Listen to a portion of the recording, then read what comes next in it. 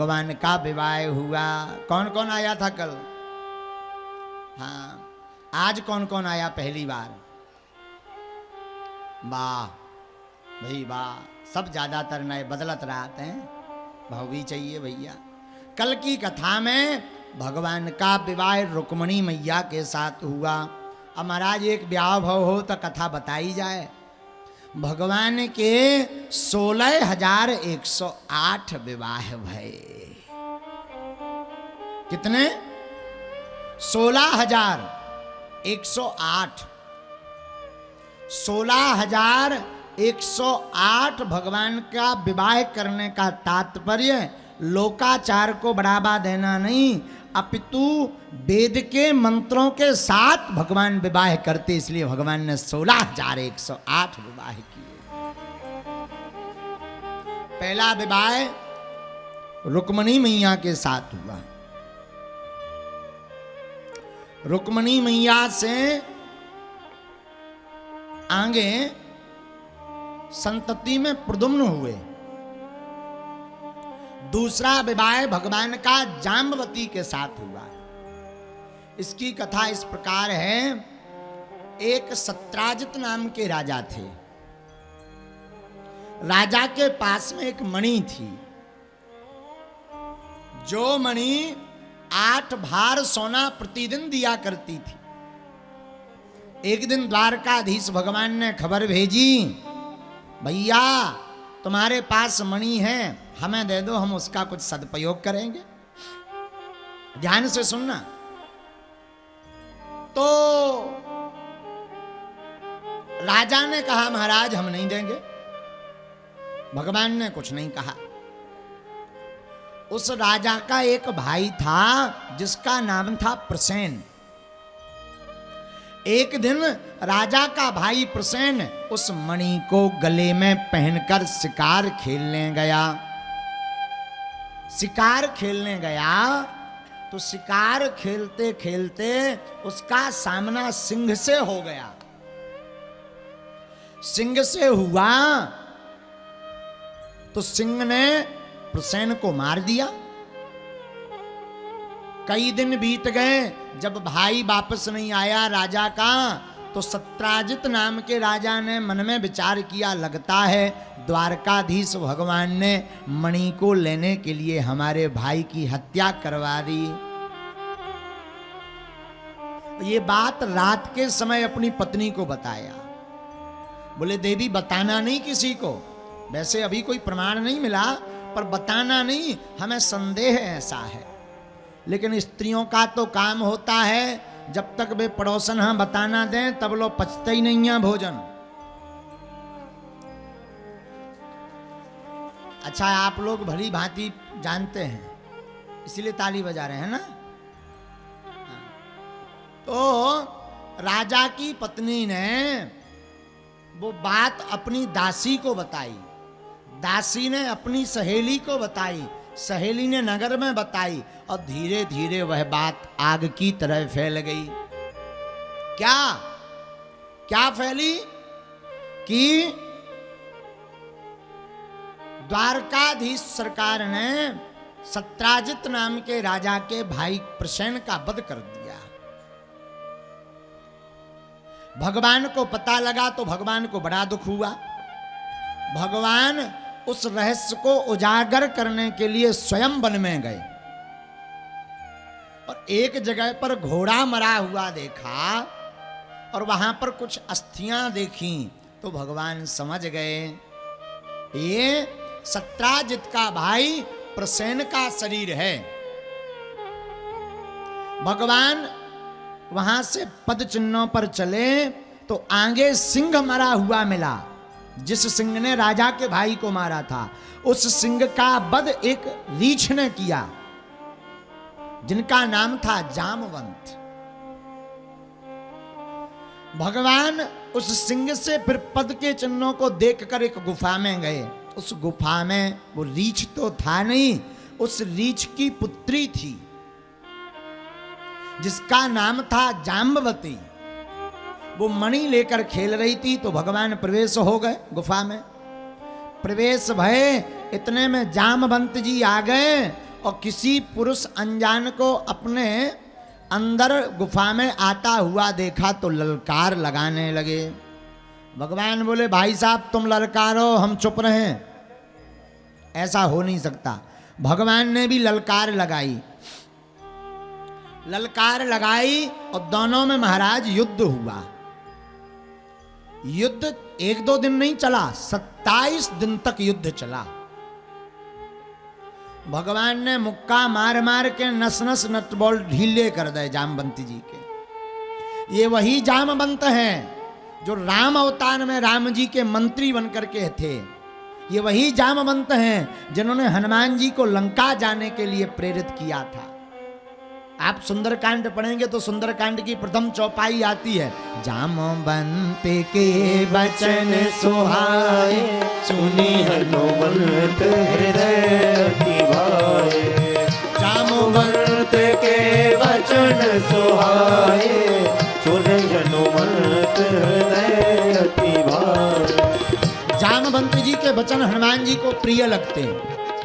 और जब जामवंत जी हनुमान जी को जगाते हैं तो ये वही जामवंत जी क्या बोलते हैं, राम काज लगी तब अवतारा सुनते ही भयउ पर्वता तारा।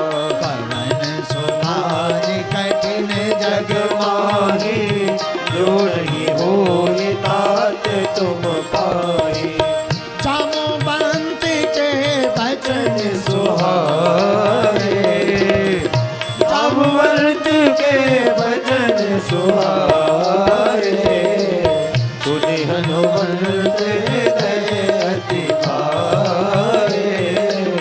सुनि हनुमंत हृदय अति भाए।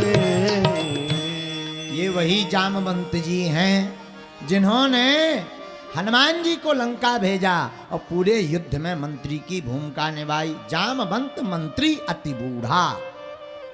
रावण बोल भी रहते हैं कि जामवंत जी बूढ़े हो गए।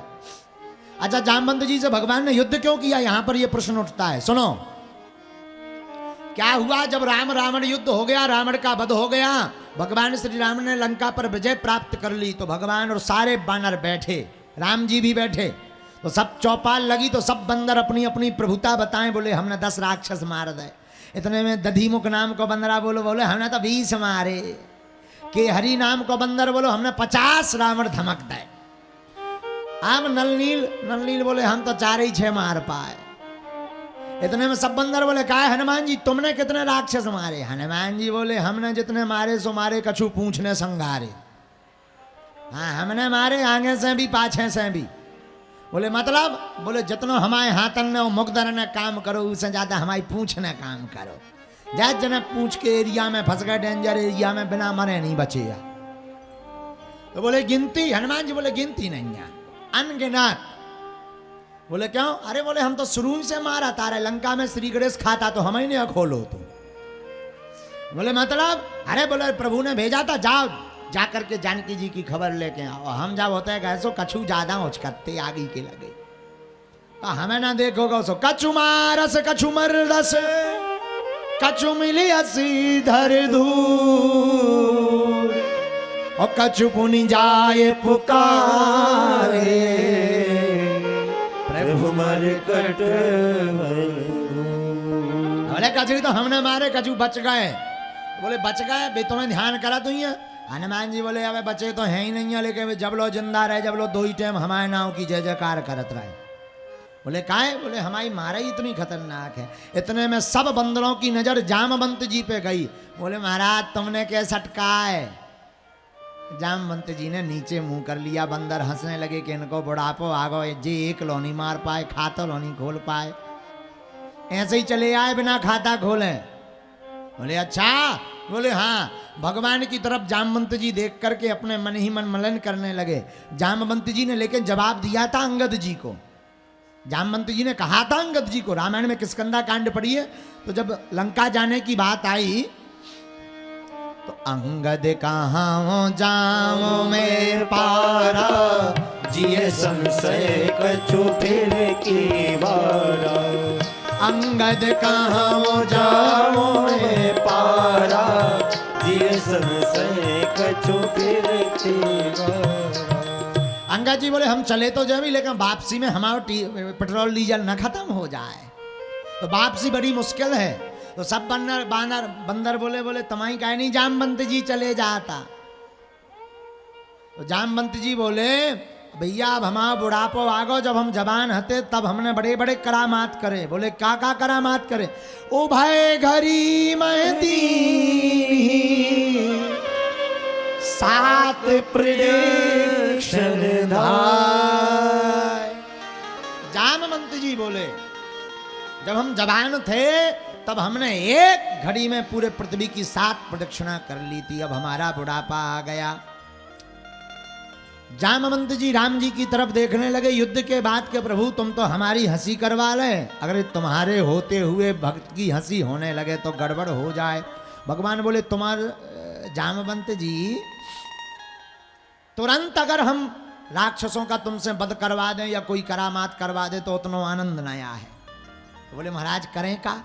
भगवान बोले जामवंत चिंता ना करो, एक युग और बीतने दो, द्वापर युग में जब हम कृष्ण अवतार लेकर आएंगे तब तुम इन सब बंदरों को जवाब देना। जामवंत जी बोले कैसे? अरे बोले हम तुमसे 27 दिन तक युद्ध करेंगे तब पता चल जाएगा बुढ़ापे में भी कितना दम है। हाँ, बुढ़ापे में भी कितना दम है। और वही बात सिद्ध करने के लिए भगवान राम जी ही कान्हा बन करके आए, कन्हैया बन के, और जामवंत जी से 27 दिन तक मल्ल युद्ध किया। और भगवान ने जब मार मुक्का नट बोल्ट ढीले कर दिया तो जामवंत जी यहाँ शंका तो होने लगी कि जे को और नहीं हमारे राम जी श्याम बन के आ गए। और भगवान ने एक मुक्का लाओ जहाँ जामवंत जी के मारो सो जामवंत जी गिरन लगे और भगवान का पीताम्बर नीचे गिर गया। पीताम्बर नीचे गिरा तो जामवंत जी ने देखा भगवान के छाती पर भृगु जी के चरण बने हुए हैं। तुरंत शरणागत हो गए कि आप तो हमारे राम ही श्याम बन करके आए हैं। जामवंत जी हाथ जोड़ के बोले काय महाराज प्राण ही लेके छोड़ते का? भगवान बोले हाँ। बोले काय महाराज एक बात बताओ। भगवान बोले पूछो। बोले महाराज इतना मारो जात क्यों? भगवान बोले तुम ही तो युद्ध लड़ते, हम क्या करें? अरे बोले महाराज तुम पहले ही बता देते हम फलानो आए, या पीताम्बर गिरा देते तो हम पहले ही पहचान जाते। भगवान बोले जामवंत हमें तुम्हारी लाज की दिक्कत थी। जामवंत बोले हमारी लाज? भगवान बोले अब कम से कम कोई ये तो नहीं कहेगा कि बुढ़ापे में दम नहीं है। आहा